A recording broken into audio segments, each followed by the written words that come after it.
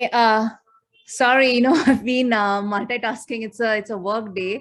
Uh, and thank you, thank you, Prajna, and a very warm, greetings to all of you from very cold and clammy Calcutta, because it's been raining, for a while here since the last 2 days. There's a cyclone approaching. My internet connection, I'm, giving you a slight warning. It's a little patchy today. And I really liked Audrey's presentation and what she had to say, because I think it is really important to debunk the myth that we do not, that we do have a law, on marital rape. It is not a case that we do not have a law on marital rape.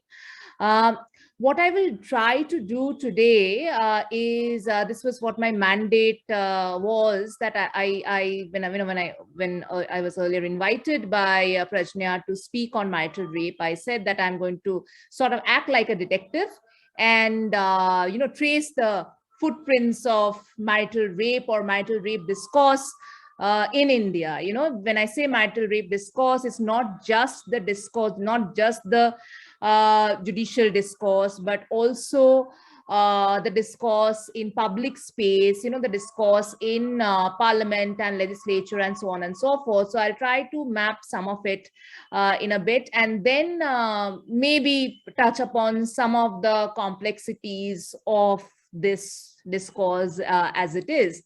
Um, so marital rape, I think all of us here are quite, we are aware why the marital rape exemption, the logic, the reason behind the marital rape exemption to exist in the statute book. And India is not just an exception. I mean, India is not the only country to have a marital rape exemption by way of the exception 2 to section 375. There have been other countries as well. We do have, these, that, we our Indian Penal Code is is of Victorian, is of colonial origin. This is a Macaulay code. We know all that. We also have a fair idea that what this logic is, and that logic is that historically rape was only acknowledged throughout history in most societies. There was no concept of rape on wife, and because it was really acceptable for men to force their wives, force themselves on their wives and have sex with them against their will. And in fact, if one looks at the traditional definition of rape, one will find that in most countries, the sexual intercourse with a female, not his wife, without her consent, was the definition of rape. In other words, that there was already an inbuilt exemption clause to rape in the form of a spousal rape exemption or a marital rape exemption. In fact, if one looks at sort of common law jurisdictions, and the very infamous words of Matthew Hale, we say now infamous, back in those days this was pretty much the order of the day. Matthew Hale was a Chief Justice of England in the 17th century, and he had noted, he had written that a husband cannot be guilty of rape committed by himself upon his lawful wife, because by their mutual consent and contract, the wife has given up herself unto her husband, and which is something that she cannot retract. So there is this notion of continuity of consent, a form of consent which cannot be retracted. So the moment you marry, you enter into a contract of marriage with a man, you are, it is deemed that you have given up your consent. You cannot retract, which is in the normal way we understand that consent is, of course, consent cannot be, it cannot, it is not a case where a consent once given cannot be retracted. Consent can be retractable. So this is the, of course, this is the larger logic. Now, there is a lot of noise, there's a lot of discussion on criminalizing of marital rape, and this has largely been the demand of several women's groups, and I will come to that in a bit. But first, this is just about what the law says. So the Indian Penal Code, if you look at the Indian Penal Code, the Indian Penal Code is an 1860 legislation. It states that in a marriage, there is an implied, I mean, it indicates, it doesn't state, it indicates that there is an implied consent for sexual intercourse, which cannot be, sort of retracted, which cannot be done away with, so on and so forth. If one looks at section 375 of the IPC, we see that penetration without informed consent will be categorized as rape. But the exception 2 is something that takes away that sort of that protection, that protective cover. And what when it does that, what does it do? There is a form of discrimination between, it's creating two classes of citizens. One is the wife and the other is the non-wife. So exception 2 is something that discriminates against married women. How does it do that?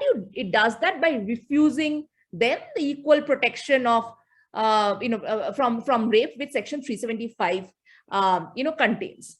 So this has been so this is basically the one of the contention. This is one of the reason why women's groups have been arguing. Many women's groups, I will not say all women's groups, many women's groups have been arguing about this categorization, stating that this categorization is directly violative of the test of reasonable classification, which is the test, your section 14 test, the test of equality.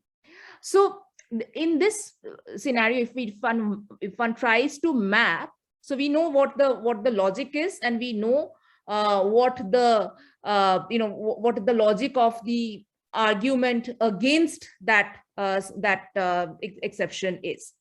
Now, I will come back to this constitutional argument in a bit, because I think post Puttaswamy things have become a little different. I mean, as far as this discourse goes, this discourse that can be presented in the juridical arena, this discourse that is dominating perhaps the public space, I think this discourse has undergone some change post Puttaswamy. And before that, there's been the independent thought, which partially sort of removed that blanket, and I will also discuss that in a bit. Now, going back to the sort of this history of this, not this history, but this debate on criminalization of marital rape. Like I earlier said, that there has been this has been a very long-standing demand made by women's movements, by women's groups in India. And in fact, if one looks at the Justice Verma Committee, which in the recent times, it's seen as one of the most comprehensive piece of reports on sexual violence. And the Justice Verma Committee had also stated very categorically that marital rape stems from an extremely outdated notion of marriage, which regards wives as property or as chattel of husbands. And it had suggested that that exemption should be removed, because the existence of a marital relationship is not a valid defense against sexual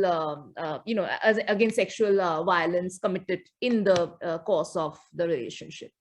But as we know that this recommendation, this was ignored by the state, and it arbitrarily picked up certain suggestions. Audrey was speaking about sentencing. That is again another problematic aspect, because sentencing, nowhere in the Verma Committee did it suggest, was there any recommendation about enhanced or increased sentence, in other words, to sort of remove this discretion of the judges as far as sexual offenses go. But we know that the state did it.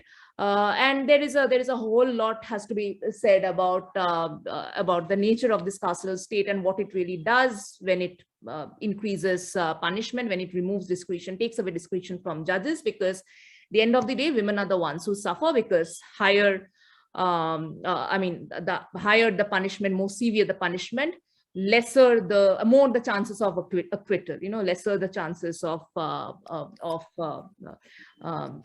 punishment.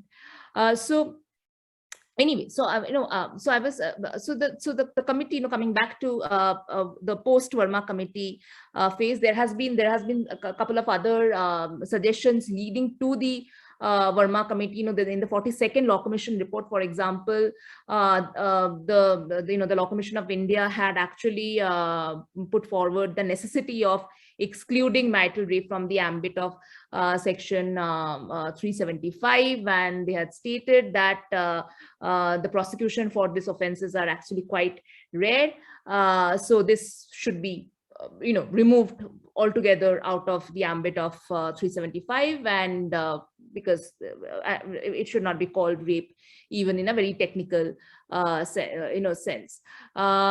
Around that time, there was a task force on women and children, which was set up by the Women and Child Department, the MWCD, and they took the view that there should be a wider debate on this issue.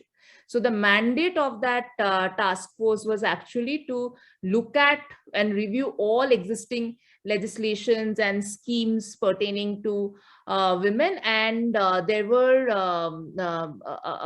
several recommendations made by the task force, and out of that there was a recommendation with reference to rape under the Indian Penal Code, and it took the position that the definition of rape should be broadened to include all forms of sexual abuse, and the Law Commission then proposed the definition of sexual assault should be adopted in place of the existing definition of rape in 375, because it was more it was broader, it was more comprehensive, and it was more acceptable. But like the Law Commission, the task force also stopped short of recommending the inclusion of marital rape in the new definition. Then after that, you see that there was the 172nd Law Commission report, which was another very significant report. This was in 2000, and this also made certain recommendations for changes in the law regarding to rape. And here also it stated that for sexual intercourse by husband with his wife should be treated equally as an offense, just as any physical violence by a husband against the wife is treated as an offense. So on the same reasoning, it said that the section 376A was to be deleted. Now, notwithstanding this report, which was submitted to the Government of India, which urged the Parliament that it should replace the definition of rape under section 375 with a broader definition of sexual assault. Nothing was really done.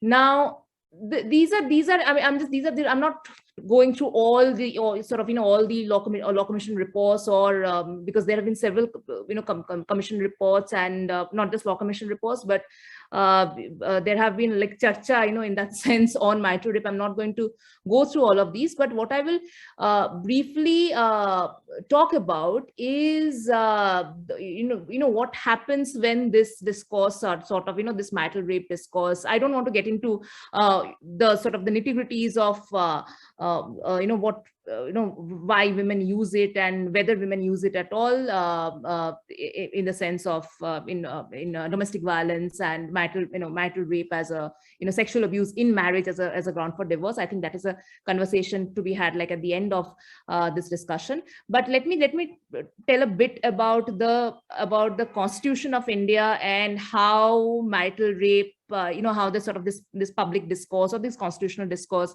has been emerging.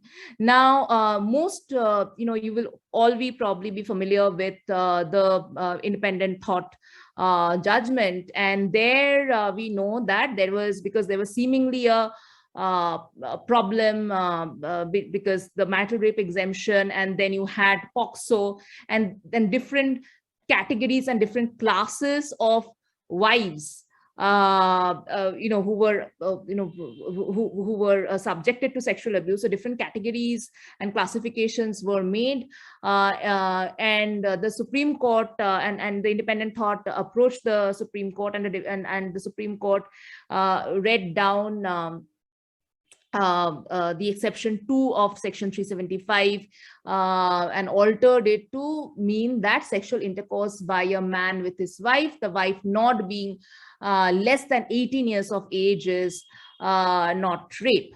And this is really, marital rape. In fact, marital rape has come before the court on a number of occasions. Independent thought is a very recent example. If you look at the colonial history, you will see that from Phulmani Dasi, this is really, this marital rape was something that triggered the age of consent debate. And to sort of paraphrase Tanika Sarkar, who has written extensively on this, that that consent, if you look at the age of consent debate, the idea of consent in the colonial era, in the colonial discourse, was the consent to have sex as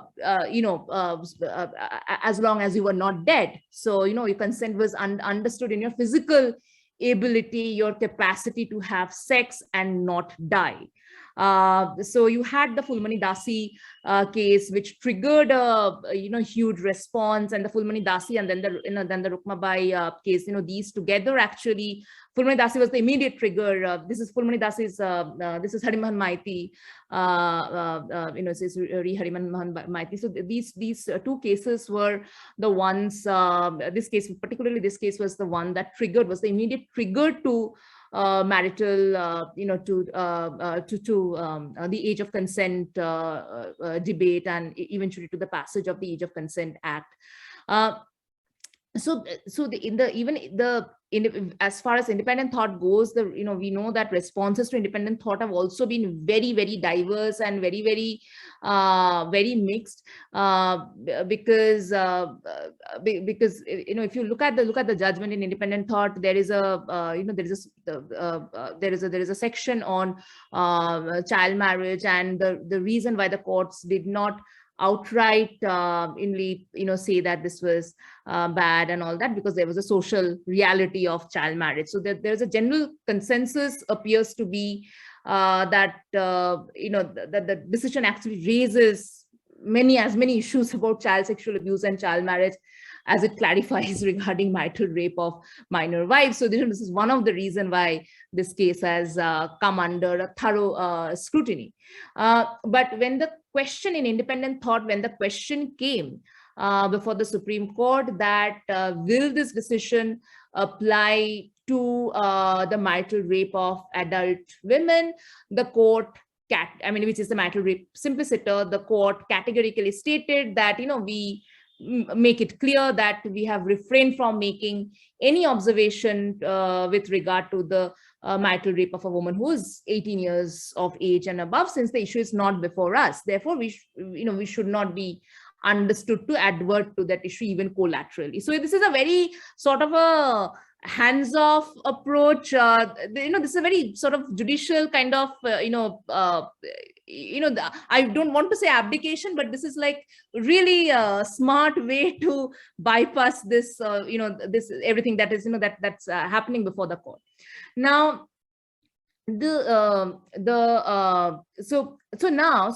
course there's been there's been the independent thought case, but more importantly, if one looks at the post independent thought, if one looks at, there have been a string of other judgments, and not just judgments. You see that even India is a signatory to CEDAW, and even the CEDAW had proposed in its resolution that marital rape should be criminalized, and this sort of discrimination is an infringement on equality and human dignity. And when it comes to equality and human dignity, the court, the Supreme Court has been sort of, as far as substantive equality goes, it has started walking on a particular road now. Especially if one looks at Puttaswamy, and if one thinks of the ideas of dignity and equality, because even earlier, even before Puttaswamy, you had in Chandrima Das, for example, and then there was this the Krishnappa judgment. It was categorically stated that rape is a crime against human rights, and it is an unlawful intrusion into the right of privacy and the sanctity of a woman, which is guaranteed under Article 21. And now in Puttaswamy, the court, it's a 9-judge bench judgment, and the court has categorically stated that sexual privacy is a fundamental right of all citizens, and forced sexual act would be a clear violation of that right. So and actually none of these judgments do make any distinction between the rights of married and unmarried women, and therefore I think the future will be interesting. If this question comes before the court, the future, the future of public discourse, judicial discourse on the subject of marital rape will be really interesting, especially post Puttaswamy. That said, this is just like sort of kind of taking a bird's eye view on what the discourse has been, what it looks like.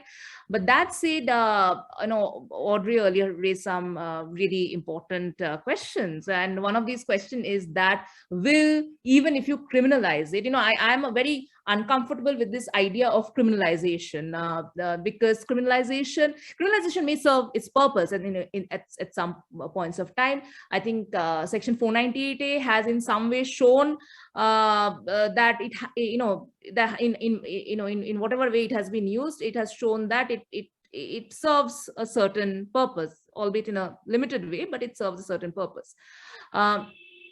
But the question is that even if one criminalizes, let's say criminalizes marital rape, will that make women come forward and talk about it?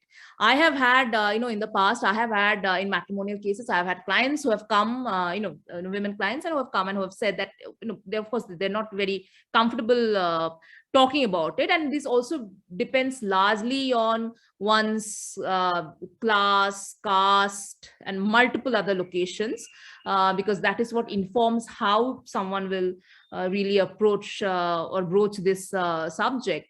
But I have had clients in the past who have said that there have been, they don't call it marital rape because they're not perhaps familiar with the language of marital rape, the legal vocabulary of marital rape, but they say that this is zabardasti.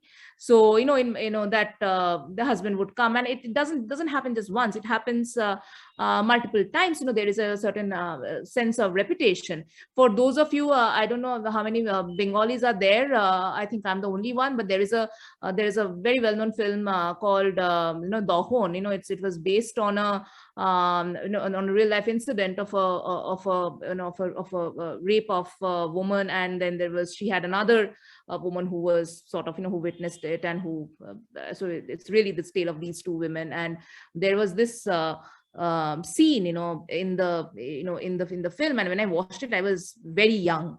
I didn't have any, only when I later I sort of rewatched it, I figured out that this is what was marital rape is, because there is this particular scene where this woman is the husband, who's otherwise a very nice husband, very gentle, very nice man, very gentle, very sweet and generous, but he also changes after his wife has been gang raped, and he at some point of time later, he forces, because the woman is not very comfortable with the touch of even her husband, and he at some point of time forces himself on her. And when you see it, it doesn't if you're uninformed, if you're living under a rock, or if you're uninformed, I'm sure our audience and our co-panelists are not here, but for someone, when I watched it for the first time, and I was in school, and it didn't really strike me, and when I much later I rewatched it, I was like, oh, this is actually marital rape. So the thing is, why this sort of this diversion, this digression to this film is that it is really, not everyone will probably also see it as, they might be offended, a woman might be offended, might see it as something which is very harsh, and something which is absolutely should not be in a matrimonial, that should not find a place in a matrimonial relationship, like for example, husband beating wife, or husband whatever, but the thing is, it is not necessarily seen as, like most other things in a matrimonial home, it is not necessarily, I mean, perhaps not always, but not necessarily seen as something which is a crime. So even if she understands that it is bad or whatever, it is going to be an unlikely scenario that a woman will, a wife in this case, will go and file a criminal case if there is a criminal law. What one could do is, or what one could of course imagine doing is to just remove that exemption, which is in a way, which means that your husband is not, the husband is not, is not protected by that exception anymore, the exception to 375. But that is a debate for another day. I think I'll stop here. I think I'm past 15 minutes. Thanks a lot, Jhuma. I think both your talks actually complemented each other quite